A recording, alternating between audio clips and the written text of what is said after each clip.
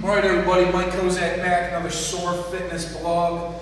Last week we talked about foam rolling, myofascial release, how it helps decrease the density of your soft tissue. Hopefully everybody ran out to the sporting goods store or got on the internet, got yourself a foam roller. Okay, the next part of flexibility we're going to talk about today is static stretching. Now, if you go online or read in books, you're going to see tons of conflicting research on when the best time for athletes or the general population, when the best time is for them to stretch, and also what types of stretching do you do, not only pre-workout, but post-workout. Okay, after all my research, reading great minds like Mike Boyle, if you are a person that searches online for a lot of information, Mike Boyle, I think, is one of the top strength coaches in the world. He provides a lot of information that I use in our workouts here at Soar, so definitely check him out. Okay, this is what I know about flexibility. One, flexibility is by far the #1 weakness of my adolescent male clients. Two, to improve flexibility, you must do static stretching and you must do mobility drills and dynamic stretching. Okay? Three, static stretching, it cannot be your warm-up. So just jogging around the track a couple times, sitting down and stretching is not the way you prepare for intense exercise. Okay? So here's the solution I've come up with at Soar, and I didn't just come up with it. This is something I have researched and found, like I said, from great minds like Mike Boyle. One, the kids come in, they foam roll. Two, since I don't trust kids are stretching outside of here, after foam rolling, we do about a 7-station static stretch that I'm going to show you. I don't know if it's the best way to do things, but it ensures that I know my kids are stretching and it's done pre-warm-up. Okay? We don't go from stretching right into intense exercise. We go from foam rolling to stretching to light mobility drills to dynamic stretching and then into our intense plyometric and speed portion. All right? So what I'm going to show you is some of the static stretches we use. So if you're someone at home with low back pain, tight hamstrings, tight hips, this is simple 7-station stretch that we use. #1, hamstring stretch. I got about a 28-inch box here. You know, don't be putting your foot on Grandma's good dining room table. So if you don't have a box like this, I'll show you some alternatives. All we go is legs straight. Now to increase the stretch, you can reach. Okay, you can also start to turn the foot in slowly and back out. But we're turning the foot and basically the whole leg from the hip. And what that does is increase the stretch on our lateral hamstring. A lot of kids I have that are poor squatters, they have poor flexibility in the lateral hamstring. So we go about 20 to 30 seconds on each leg. Okay? If you don't have a box like this at home, what you want to do is probably your traditional hurdler hamstring stretch. Alright? Stretch 2, hip flexor stretch. Okay? Probably one of the best stretches if you're someone with a tight lower back like myself. Alright, we're going to put one foot up on the box. Now this is actually not the leg we're stretching. We're stretching the hip flexor of the right leg. I'm going to squeeze my right glute and I'm going to reach towards the leg that's in the air. Okay, I'll even show you from this angle. Here, up, squeeze the right glute, reach. Okay? If you do not have the box, we just go into a half kneeling, make sure this front heel's down, push forward a little bit to get the stretch here, and reach. All right, third stretch, hip rotate. A couple different ways you can do this.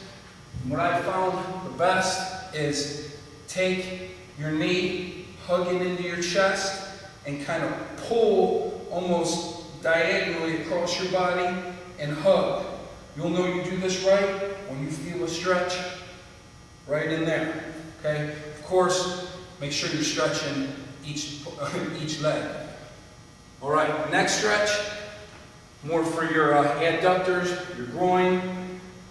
I like to do them up on a ball. Okay? We sit on the ball, walk ourselves up the wall, and we kind of use the ball to push our legs into the wall. Okay? We want to try and get these legs as flat against the wall as we can. If that doesn't work, you can do your traditional V-stretch on the floor. Just like this. Depending on your flexibility, you may have to make some changes, but you do want to try and keep those legs flat on the floor. Quad stretch, okay? Often neglected. More complicated version would be toe on the wall. Take a little hop step forward with the front leg, kind of lean back. You'll know this one is slightly discomfortable.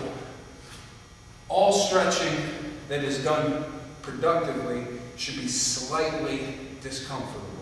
All right, you don't want to tear your muscles up. At the same point in time, there should be a kind of small degree of burn or pain.